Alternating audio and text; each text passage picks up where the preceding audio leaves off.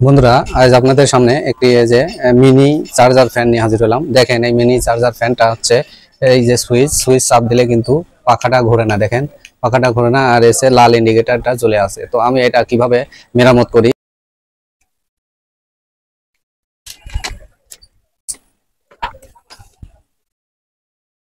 বন্ধুরা, আমাদের এই যে সার্কিট, এই যে যদি দেখাই, এই সার্কিটটা আমাদের প্রবলেম। তো আমরা হচ্ছে একটা নতুন সার্কিট বাজারে পাওয়া যায়, তো সেই সার্কিট আমরা এখানে একটা লাগিয়ে দেবো। লাগিয়ে দিয়ে আপনাদের দেখাবো যে এইটা কমপ্লিট হয় কিনা।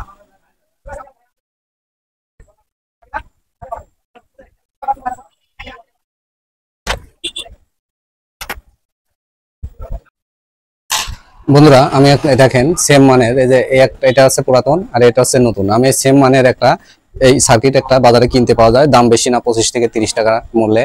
তো এটা হচ্ছে আমি কিনে আনছি, তো এটা হচ্ছে এখানে লাগিয়ে দেবো। কিভাবে লাগাই অবশ্যই আপনারা দেখেন।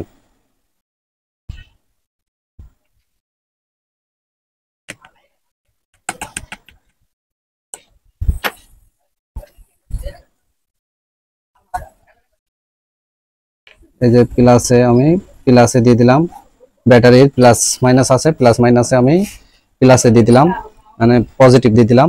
আর এই যে আমি এখন এটা নেগেটিভে দিয়ে দিলাম।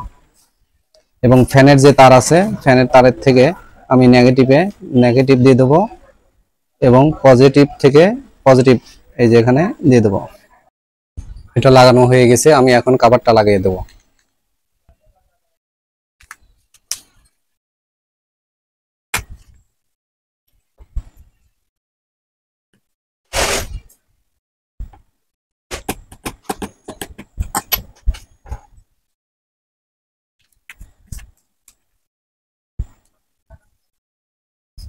দেখুন বন্ধুরা, আমার লাগানো হয়ে গেছে। এখন আমি দেখবো যে ফ্যানের বাতাসটা হয় কিনা।